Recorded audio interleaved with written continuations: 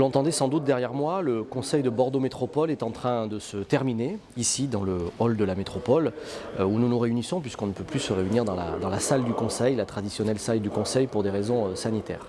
Ce Conseil, c'est celui des 1 an de changement de majorité à la métropole depuis 1 an où 11 communes du groupe Métropole Communes ont été reléguées dans l'opposition avec une gouvernance socialiste, écologiste, communiste qui travaille seule. Et ce qui est intéressant sur ce premier conseil de métropole, ce conseil des 1 an plutôt, ce qui est très intéressant, c'est de voir d'abord qu'il y a une très grande inertie qui s'est installée. Il suffit d'écouter les vice-présidents, le président de la métropole pour se rendre compte que beaucoup de choses n'avancent plus, que beaucoup de réponses sont extrêmement floues quand on intervient et qu'on pose des questions. Deuxième élément très intéressant de ce conseil, la bonne gestion des années passées.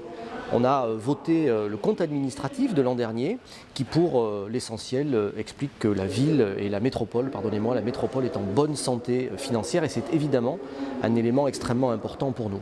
Et puis le dernier élément, c'est que malheureusement, toutes les propositions que nous pouvons faire dans les commissions, par courrier ou au sein du Conseil ne sont pas réellement prises en compte. J'ai pour ma part proposé qu'on agisse rapidement sur la question de la rocade. La rocade est encombrée. La ville et la métropole sont congestionnées. Il y a des solutions. Il n'y a pas de baguette magique, mais il y a des solutions et nous avons proposé de mettre la rocade à 4 voies sur la même emprise en réduisant les voies et en abaissant la vitesse à 70 km/h.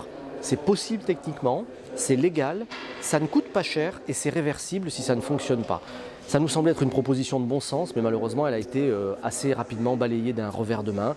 Et dans plein d'autres domaines, à chaque fois que nous sommes amenés à faire des propositions, malheureusement, nous ne sommes pas entendus.